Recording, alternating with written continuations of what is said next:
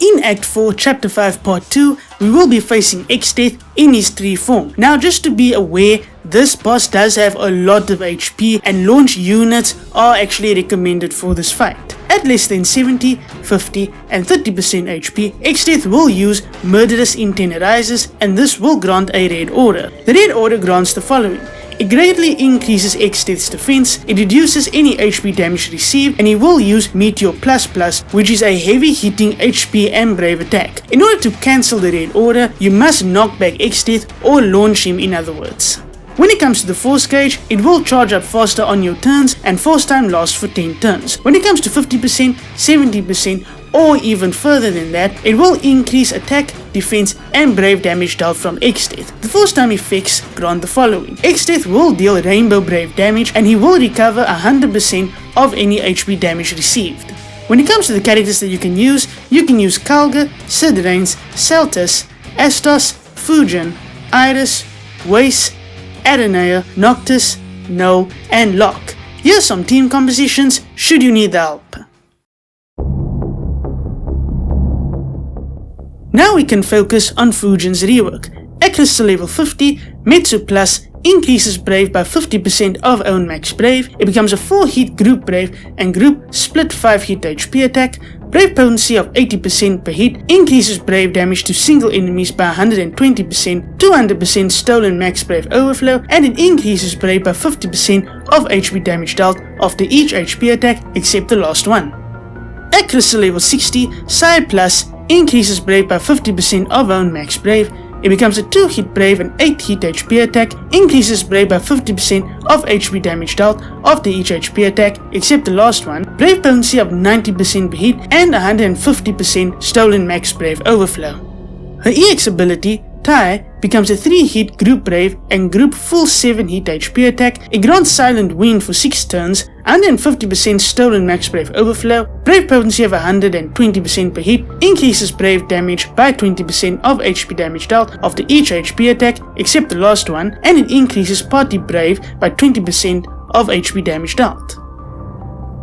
Her LD ability, Satsu, increases Party Brave by 50% of own max Brave. It becomes a 3-hit group Brave and group split 7-hit HP attack, 250% stolen max Brave overflow, increases Brave by 50% of HP damage dealt after each HP attack except the last one. It also grants a free ability used for 1 turn and it also initiates a launch sequence.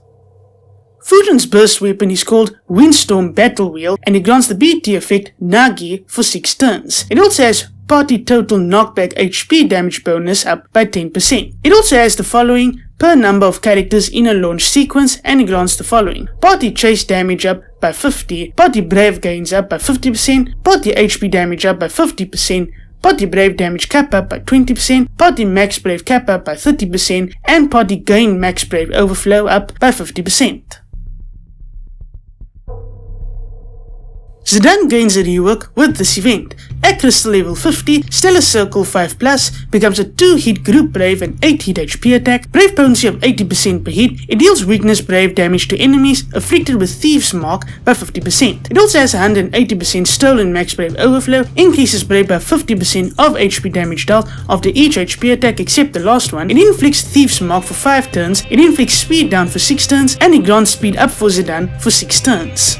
At crystal level 60, Free Energy Plus grants Thievery for 5 turns. It increases Brave by 100% of own attack, it increases Brave by 50% of own current Brave, it deals 50% splash damage to enemies after each HP attack, it inflicts Thieves Mark for 5 turns, it inflicts Defense down for 5 turns, and it grants Zidane Defense up for 5 turns.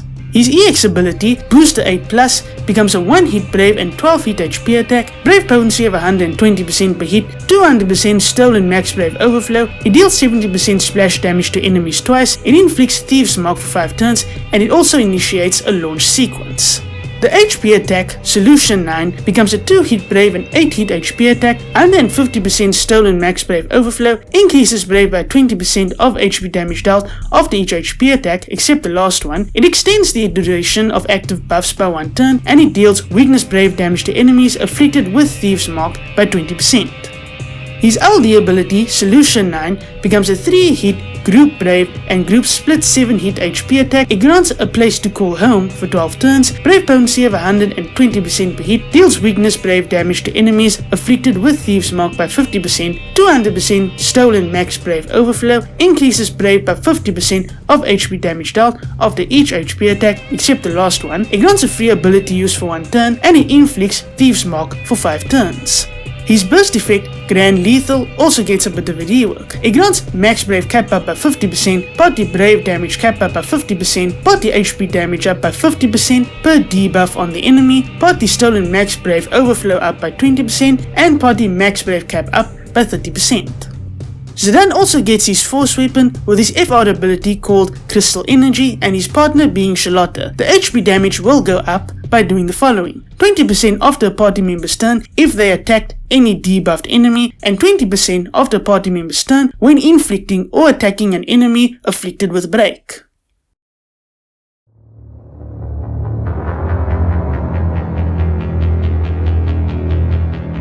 I am not going to lie, this fight can be a bit of a schlep just because Exdeath has quite a bit of HP, but of course when it comes to this fight, knockback characters or launch characters are actually recommended. In this fight I used Kalga, Zidane and Zidane. Zidane did his thing of course because he always does, and of course with Zidane, his rework, I actually do like his rework. I got his force weapon on JP and I already had his burst from all the way back then, so I actually liked him a lot in this fight and he helped out a bit. When it comes to Fujin, I didn't get a force weapon or a burst weapon, but I'd say that her rework is actually very good. It does help in terms of the BT effect, you know, with the launch sequence and the extra damage that you can do. It's actually a great rework that she gets, and I really do like her burst weapon, so I do recommend Fujin more than Zidane. Of course, you don't really need either of them in this fight, but if you really want to go for them, then you can. I would say Fujin is definitely the better one out of the two, but Zidane does have his perks, so both of them actually get quite good reworks. Anyway, in terms of this fight, just bring the damage that you can to take Exdeath down, because